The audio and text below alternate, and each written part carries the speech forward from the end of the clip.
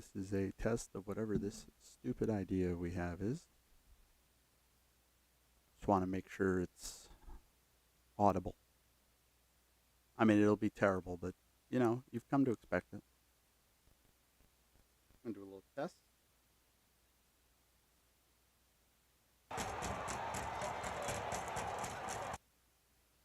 All right.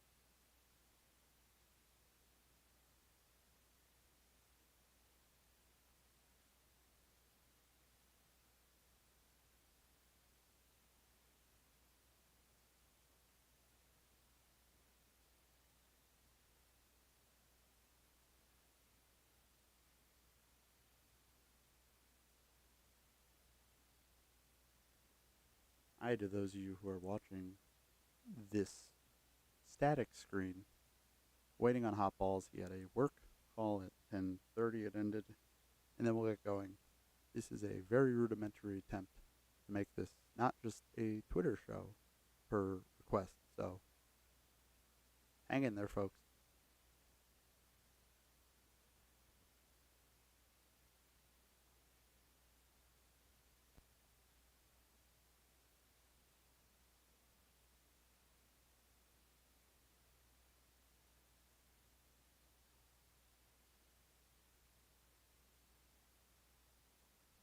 Anyway, if you're here watching this just random scroll for some reason, and you have any suggestions, throw them in the YouTube chat. I don't know if I can see it, but I'll try and find it.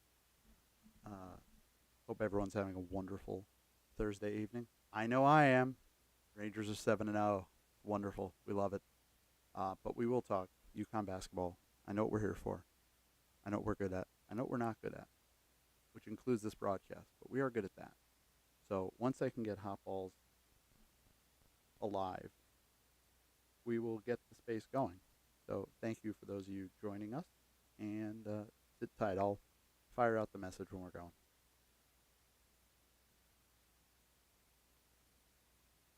I know what I'm going to put on. We'll see if this can work. Hold on. I'm still trying all this. Let's see if we can make this.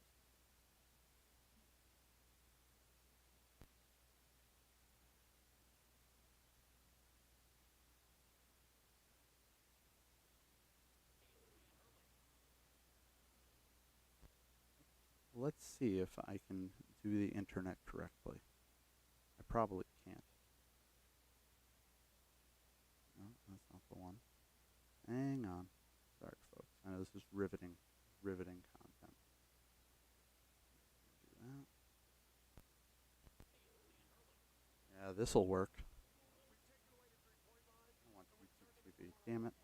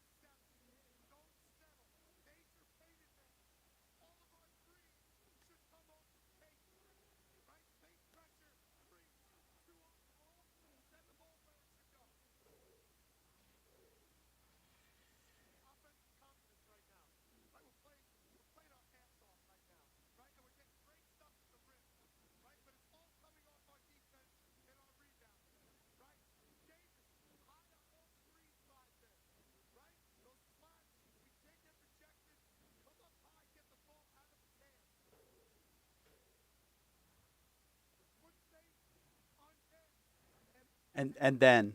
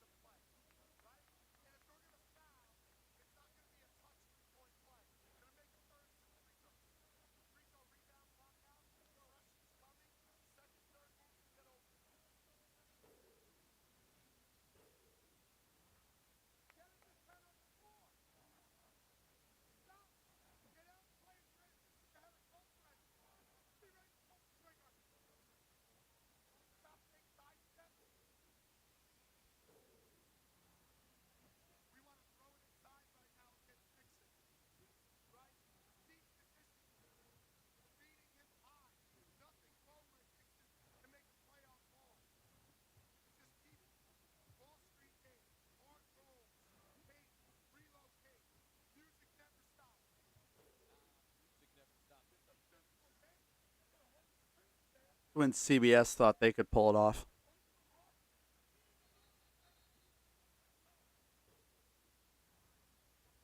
Here, oh, it's the best. It's the best.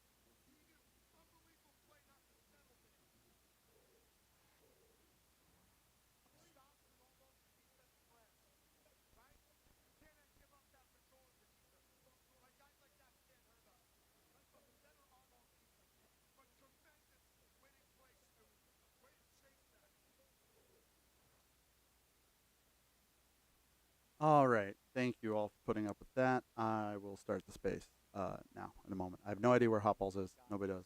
I don't know who this is. Watch this. Nope. Nope. We're not going to actually.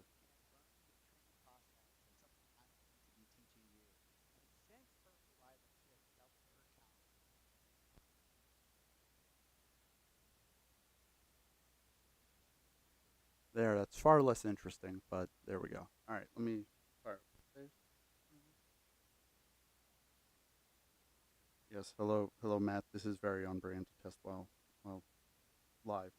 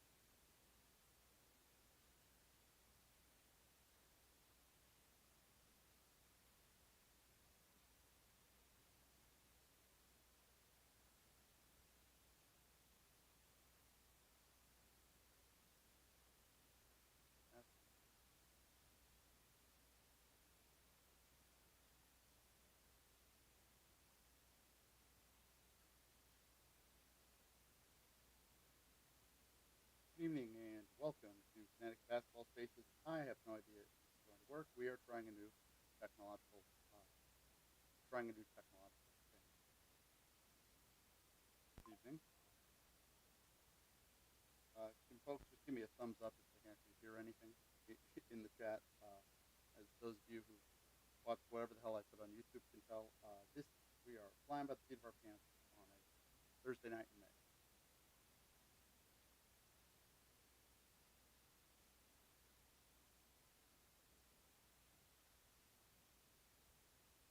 What's up, Husky Hops? Thank you.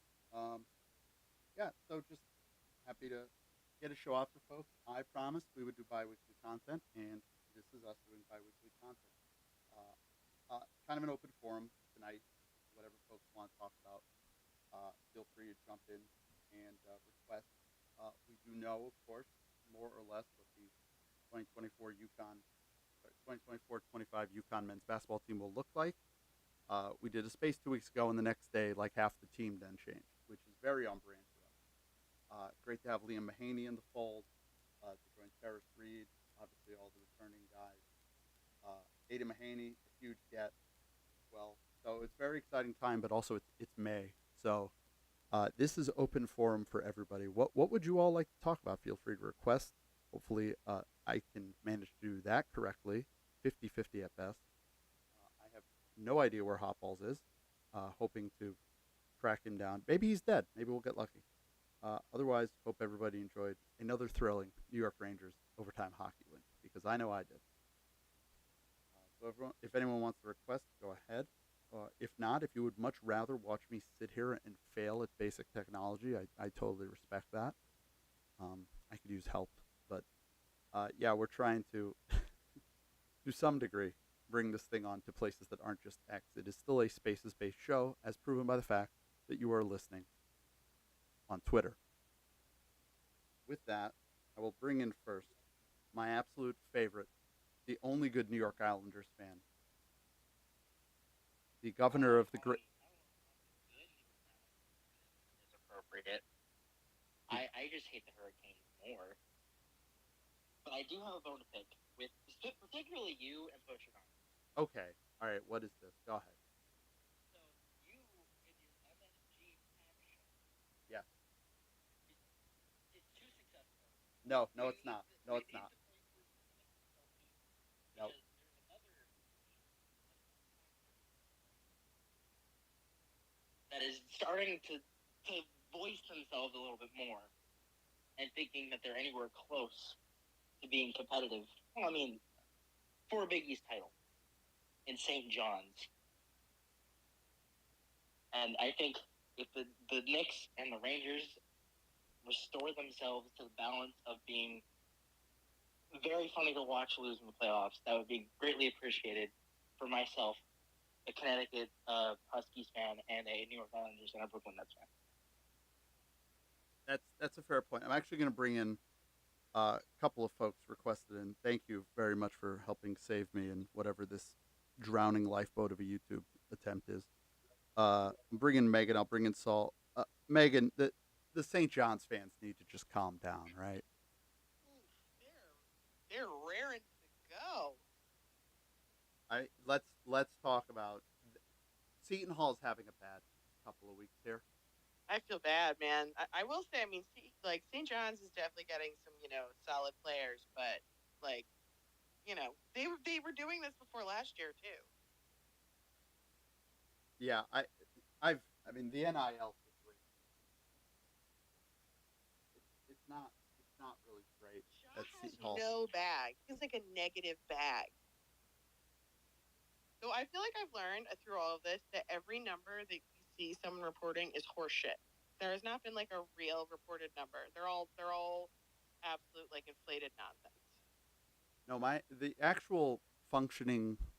Oh, I might have been able to pull this off for the recording. Very exciting. Hello, welcome to Connecticut Basketball Spaces, presented by Autograph. I don't know what I'm doing. The it's just another night, Megan. They're all the same, really, at this point. Um, yeah, the St. John's fans, they should be excited, but let's all calm down. Calm down. Let's Gotta all. win some basketball games first.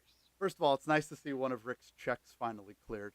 Micropole took 5 minutes away from not winning the Kentucky Derby for the 15th year in a row to actually clear some money. For a minute. They were, swinging and missing. Yeah, they were tampering and then not closing the deal. Oh, sucks. Yeah, no, it's down here like making it look easy. Yeah, they can't all be Dan Hurley. It's kind of a continuation of last year. I'm intrigued by it because we had the example of last year when it wasn't as easy as they thought it would be. I think in terms of roster building, so they had the year, right, the experience of that, and then they had to go out and fix it. And they've kind of been playing with their food for a month and a half here, but I think they've put together a pretty good roster, but I don't know, man. I'm more thinking about what the hell Seton Hall's got right now. I mean, this is sad. This is they got a commitment tonight from. I have to look this up. Thank you to whoever somebody popped this on. It was Postramus. Thank you. 7-3 kid Asan Mbai, who doesn't have a profile on Rivals or 24/7. I will say, if anybody can make this work, it's Dan Hurley. But if anybody else could make this work, it's Shaheen Holloway. But they are just looking for live humans in South Orange right now.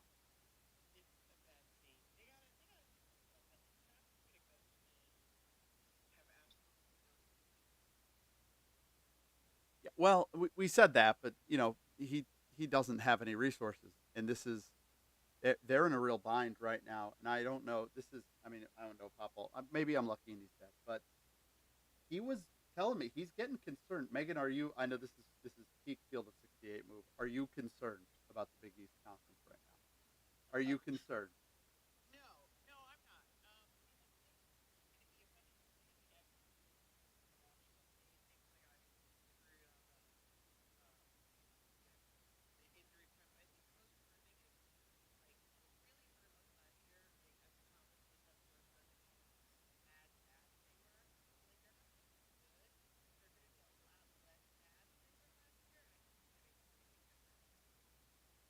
Yeah, that's you just need them not to be completely ass.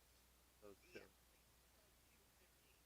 like if they're like in the 100 range, that's a little different. Like we just need to like not have home games against them be quad four games. Yeah, that's you just need to be in quad three, which I will attempt to. And if any of you are listening, watching on YouTube, I mean, I don't know why, but thank you.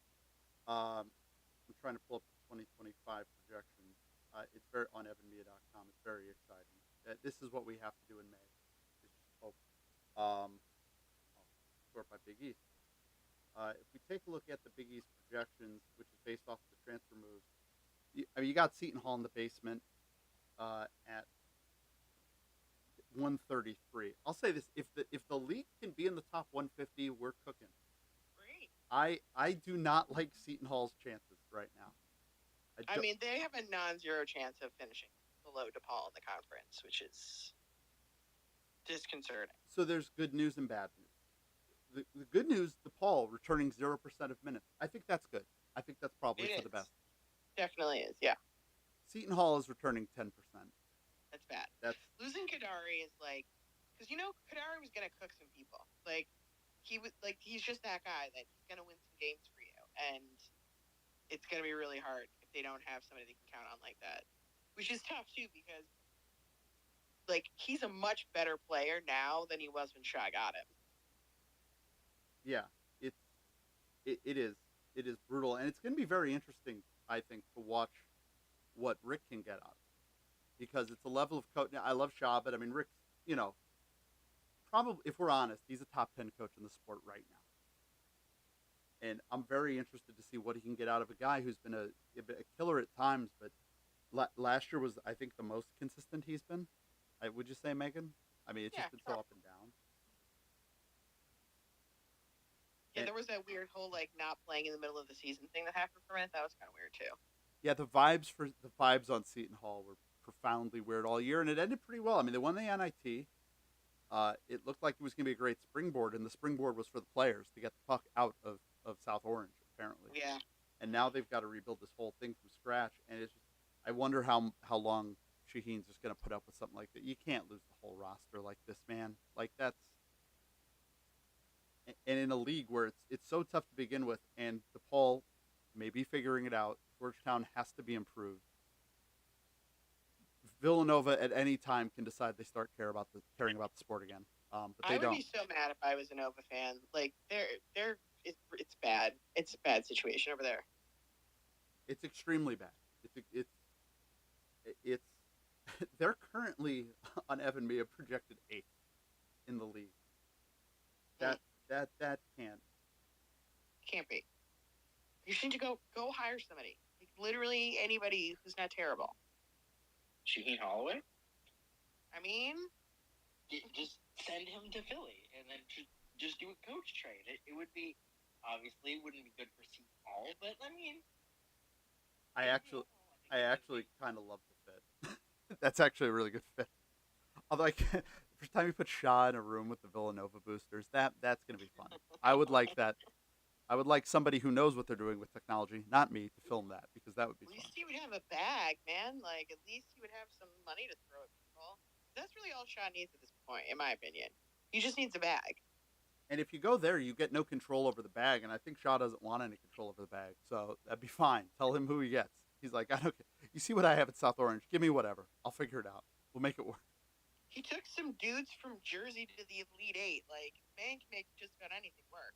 Dudes might be kind. I mean, like vending machine technicians. Like that was incredible what he did, and I still believe in him as a coach. All right, Megan. So the obvious is going to be like Dan and Patino, top two. Who is the third best coach in the Big East? I'll open this up to the floor. Who do we really think is the third best coach in the Big East? I mean, that's a tough one, man. I have a candidate. I personally, in my opinion, think Shaheen Holloway, but for the sake of entertainment and debate, which is what sports journalism is all about. It's not about facts, folks.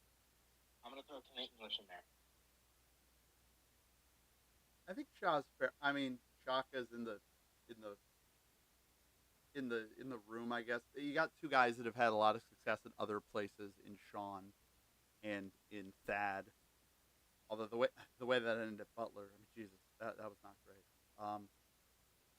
I know Ed Cooley thinks he's the best one. That's fun, but that's a little a little interesting stuff that we have to talk about for the next 5 months while I try and figure out how YouTube and Twitter can coexist.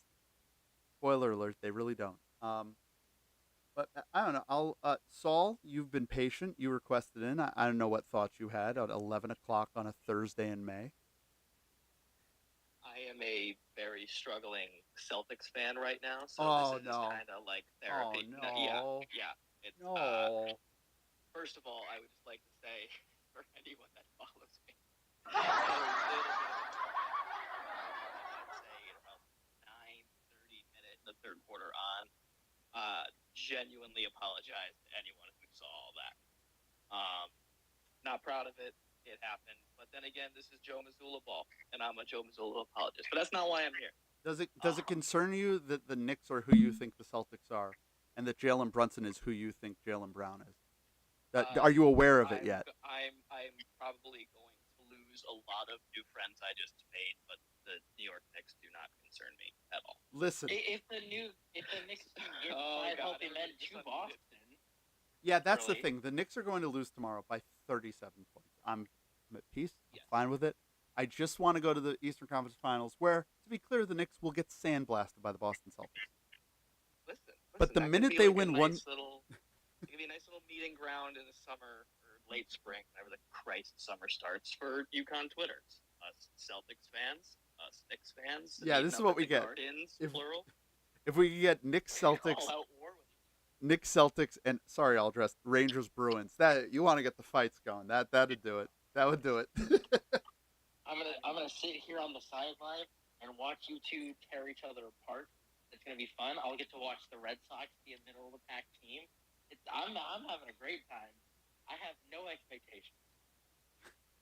The Red Sox are literally my trigger word. Aldress father, have you picked your UFL team yet? That's basically my next question.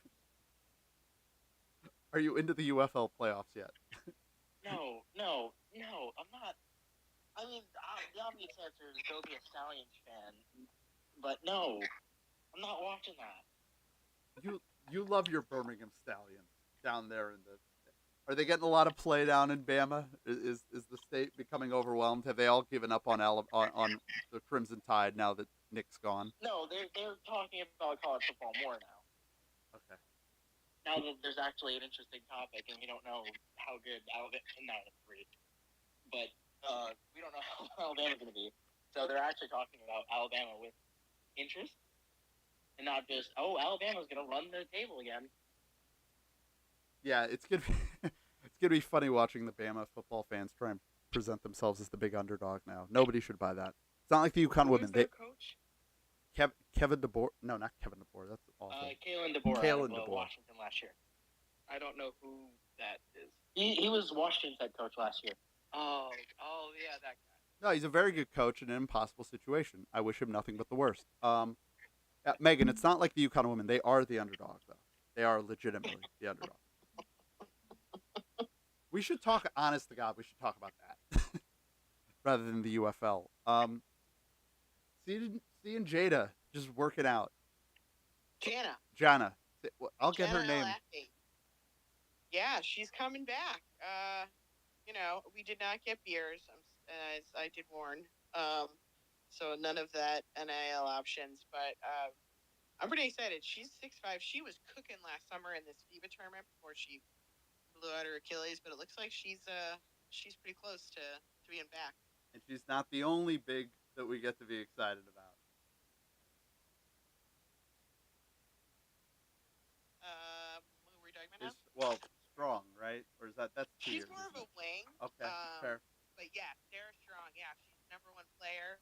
I mean, she kind of reminds me of she's kind of like a Maya Moore almost type player. Like she can play back to the basket, but she also has a great 3-point shot. She can beat off dribble, mid range. Like she can do absolutely everything. She can pass. Like she's gonna be really, really, really good. Yeah, and since we last spaced, we had the WNBA draft, and the incredible Paige Becker's content. Just the proudest mom. Oh, she's so cute. Her and Easy were just like full Kris Jenner in the audience, just filming everything. It was so cute. And Nika's in Seattle. Aaliyah went to the Mystics. Aaliyah's definitely making the Mystics roster. Nika still has to make the roster, but I don't know. It's looking good. They're devoting a lot of content to Nika. The fans seem to be big fans, and now like Sue's entering the ownership group for the Storm. So I feel like Sue's got some pull. You know.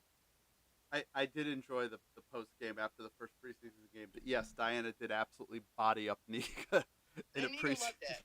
She absolutely loved it. Diana gives her the little cheek pinch. It was so cute. They can never make me hate you, Diana Taurasi. I know. I would ask for your thoughts on tonight's opening Sun preseason game, but apparently they broke YouTube worse than I did. Can we just talk about how the WNBA cannot get out of their own fucking way? They went through 3 streams. The one was not because of privacy policy, and then there's the second one, and there was a third one. And I understand there's no play-by-play, but there was no. How are you not doing any sound? How is it just completely mute?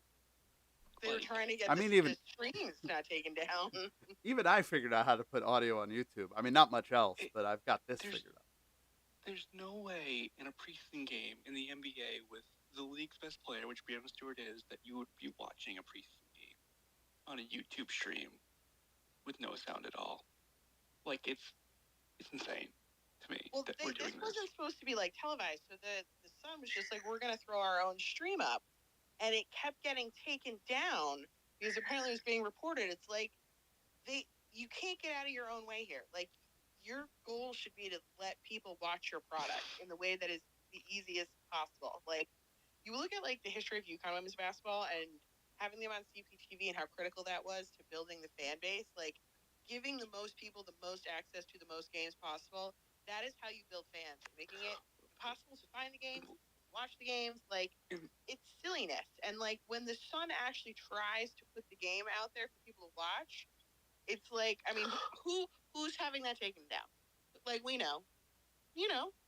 Yeah, and the fact that YouTube's like just accepting it, which is a whole other thing. But even like the opening of the preseason, when they were saying games were supposed to be on League Pass, and it wasn't, so everyone then watched a game off of someone's phone. It's ridiculous. And then she got like 150,000 views, which is awesome and wild and crazy. Look, as I am literally proving right now, putting a stream on YouTube, it's really like you couldn't do that. Like, nobody was ever demanding the full like WNBA finals production. Just think about the crap UConn's got to put on Flow Sports, right? And like the D3 games that you see on there. That's all. That's just point the camera at center court and hit friggin' record and hit connect. That's it. And they just can't be bothered. If we're going to talk Connecticut Sun, can I reference a tweet I had a couple weeks ago saying how they should absolutely 1,000% play just one. At this point, I just want one game in Hartford if we're going to talk about having more people at the games and making it easier to watch.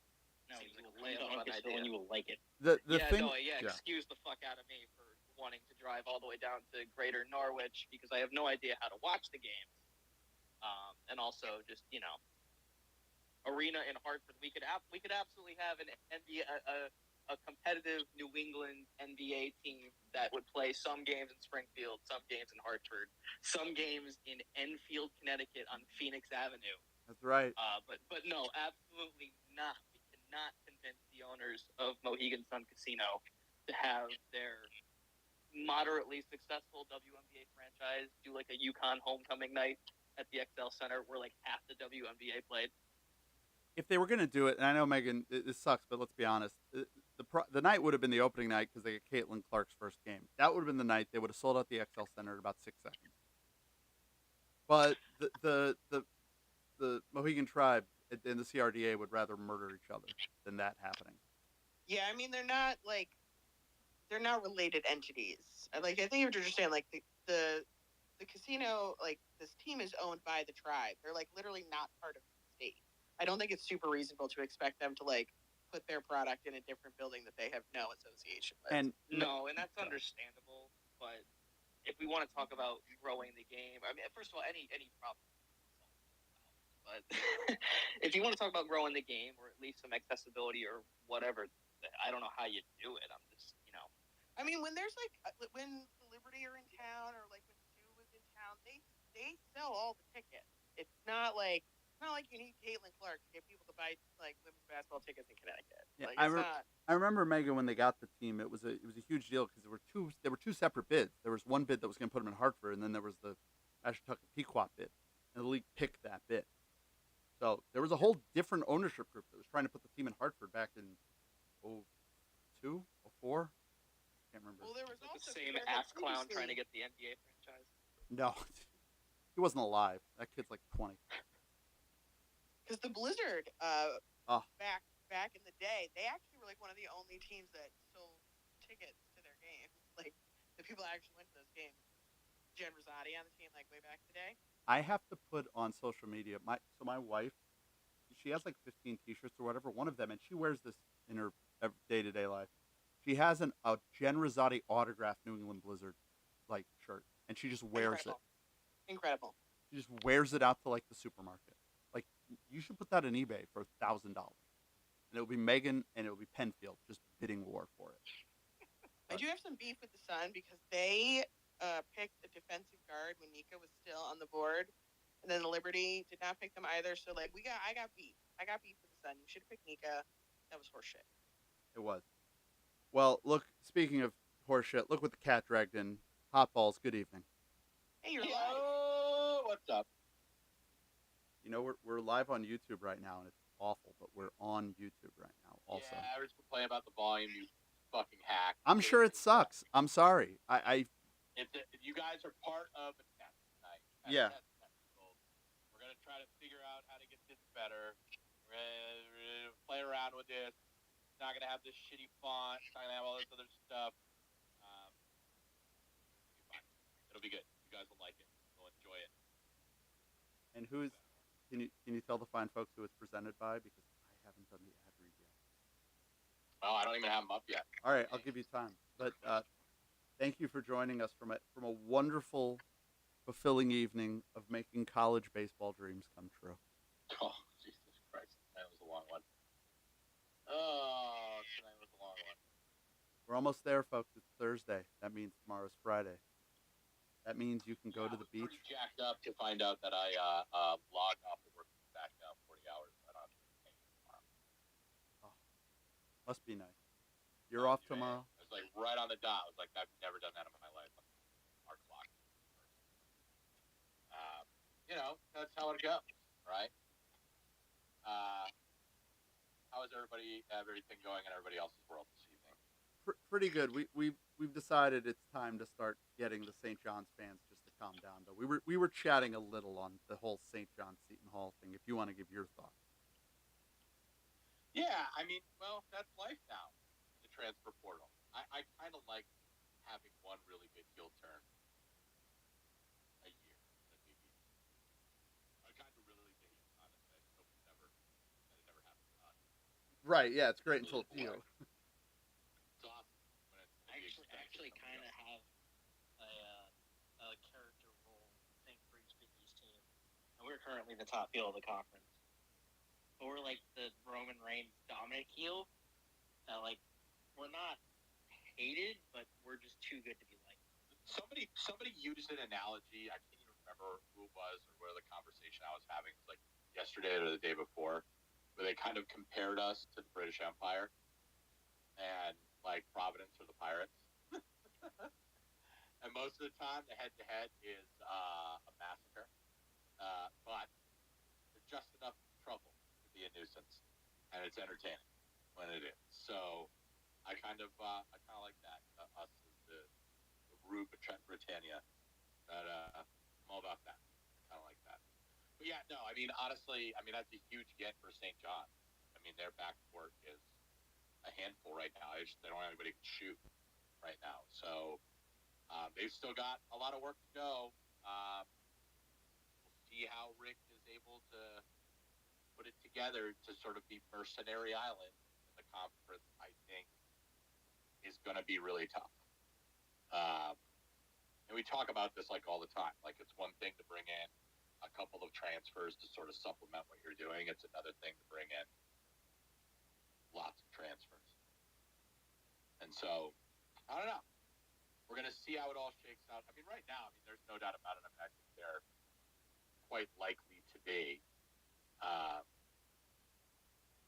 a top 5 team in the conference.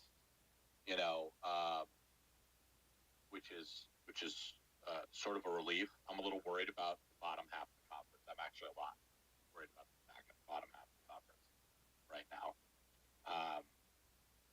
But yeah, I mean, I think obviously with Kalkbrenner coming back, us, Creighton, St. John, Xavier keeps adding some pieces. I don't really done a deep dive into them yet. But that, at least for now, looks like it's with the top of the conference. Yeah, and a little earlier tonight, Seton Hall got a commit from someone. I'm going to attempt to find the 24/7 or Rivals profile for they got a 7-3 guy today. Hassan Mumbaye has committed, so Seton Hall has now what, like 5 healthy players, I think, at this point. So that's good. That's a start. As I am trying to find, I've got like 3 30-second clips of this guy on two are on Instagram and one's on YouTube. Yeah, they're in. Well, okay, I think I might be. That's a different Mbaye, or is it the same guy? Yeah, they're in tough right now, and I just wonder how long Shaw's going to put up with this shit, because this could happen to him the next time they have another strong year. They had a strong year, and he lost the whole damn team.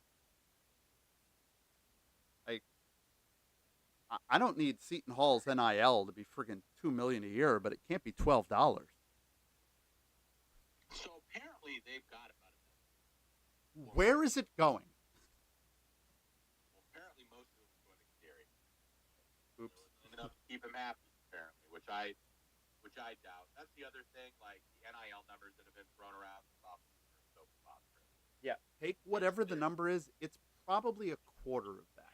It seems like. Just stop listening to that stupid ass shit. Nobody is paying any. Like Kansas is paying guys more than anybody, so is Kentucky, and it's nowhere close to that. Like Kobe Bryant did not get fucking $1.8 million. That was just not fucking happening. I don't even know where that number came from, but yeah, none of that's happening. But you gotta have $3 million to put a really good team together. Mm-hmm. Whether it's a blend, that's just for the portal, but I think for a team top to bottom, give or take, you're gonna have 2 real big impact pieces in that 500,000 to 750,000 range. Couple $400,000-$300,000 players, and then the freshmen get paid poopy, which I kind of like, unless they're like super impact guys or something like that. But they got to kind of earn their keep a little bit, and I mean, I don't know. I feel like that's kind of where you got to be around to be like a top 25 team right now with consistency, right? Just like right around that as a team total. We're going to see how this continues to evolve, but Seton Hall is kind of famously behind the 8 ball on all this stuff. And, I think they're the team that sort of acutely has been impacted the most by this stuff. I mean, you could probably also argue DePaul. I can't imagine their NIL situation is very or Butler, but, Butler last year also, at least the beginning part of the year had a pretty decent start to their campaign. We were singing their praises, kind of fell apart, down the stretch run, but lost a ton of their pieces, including Pasha Alexander this offseason. So, NIL isn't just important for getting guys, it's also important for keeping them. So the teams and schools that have been taking it seriously are doing well with it. Teams that are not. And they will feel it even more acutely in attendance and everywhere else. So we'll see how it continues to progress. But I don't know. I'm frustrated for Holloway. He's one of the coaches in the conference I really like and have a lot of respect for, and got a lot out of not a lot last year with that Seton Hall team And I'm sure he'll figure out a way for them to be competitive again. I don't know how he's going to do it, but at the end of the day, like, talent is the price of admission in college basketball. And if you don't have it, there's only so much that you're going to be able to do, no matter how good of a coach you are. So, I feel for the guy, but it's, also going to be an issue for the conference if some of these smaller Catholic schools don't want to get their act together and get with the times. It's going to affect, us to a degree with scheduling and strength of the conference and everything else. So they need to get it together. Yep. And I can't wait to see how the hell Shaw makes this work, because I feel like he will. And it's insane what the situation that they've kind of painted him into here. I actually think I disagree with you a little bit on the DePaul thing. I think DePaul's NIL's got to be pretty good. Like, what's the sell? And they've changed the entire roster. I don't know how good it's going to be. I think it can't be worse. It's a roster almost entirely, I think, of transfers. Hey, if they're Georgetown this year, if they're what Georgetown was last year, this year, that's a huge step forward for them. Yeah. that's rough pill to swallow. But like, if they can get there in year one, that's a colossal step forward. That's a 120 spots on Ken Pop step forward. Yeah, as of right now, Seton Hall is the bottom rated team on Evan Mia, or sorry, on Bart Torvik right now. So I mean, if Seton Hall finishes last, that's going to be a come to Jesus moment for really everybody involved with Seton Hall basketball, and just a matter of, you mentioned it, it's a matter of what is the investment level. Can they get up there to match? They don't just have to, like, it's not about chasing UConn. It's about, can you get to the Butler level? Like, you got to be able to be competitive, and you've got right in your own backyard, and you've said it a million times, the whole, you never see Rutgers and St. John's and Seton Hall good at the same time. Well, this year, Rutgers is going to be probably one of the stories of college hoops with the two kids they got coming in. It's kind of like Duke. They're going to be the only two guys on the team, I think. But they got serious money to get Ron Harper Jr. there. You got St. John's taking their best player off their team, and it's kind of a put up or shut up moment for Seton Hall behind the scenes. Really, like, what's done is done. Kadari's gone. What are they building past that? That's what they need to focus on. But that's just what I think. What the hell do I know? So. Yeah, I mean, I don't know. I just Seton Hall's got to have a real conversation about what they're doing right now, between the practice facility stuff, where they're at with NIL. There needs to be a conversation about how serious they want to be about all this shit. And if I was a Pirates fan, I would be very up in arms right now about what I'm seeing across the board. Because I don't think facilities are nearly as much of the selling point as they used to be. Because that was kind of one of the benefits that players would get. You get to be in a nice locker room and cushy facilities. Be in those team spaces where you can build your culture, as they like to say, whacking ping pong balls off of each other's faces. But it's not the sell that it used to be. But they don't even have that as a sell right now. It's brutal. So I don't know. I don't know how much longer Holloway can be there if this is what it's going to be for the next. I don't think he's going to do 2 years of this. Like, I think if they're still kind of, scuffling next year with this kind of stuff, and he's got to have another monster offseason of turnover, I think he's out. He's already kicking tires on Louisville. So I can't see him sticking around. I think loyalty goes so far, to a point where, are you going to go completely down with the ship right here if this is what the administration wants to do? And they may. I don't know. Yeah, because I don't know where the hell you go next. Like, if Shaw's not the guy, it's not like the investment's going to get bigger. Like, if you can't keep that guy who knows everything about that program inside and out, the challenges included, Why we're just gonna go get a guy who wins the MAAC and hope for the best? I don't think that's gonna cut it. So Well, who wants to go to a situation like that where you have to play fucking UConn 2 times a year, and St. John's fully loaded to the hilt with an IL 2 times a year in your same town, basically. All these teams. Villanova will figure it out again. I don't think that's a sunk ship entirely. We'll be with Neptune, but once Neptune's gone, I was they'll gonna figure it out say, again. are we sure? Yeah. Well, as like in a long term chunk, so like Kyle goes out, steps all over his pants again this season. That's going to be that real quick. I hope. We'll see. They're currently projected 8th in the league on Bart Torvik. They only return 11% of their minutes,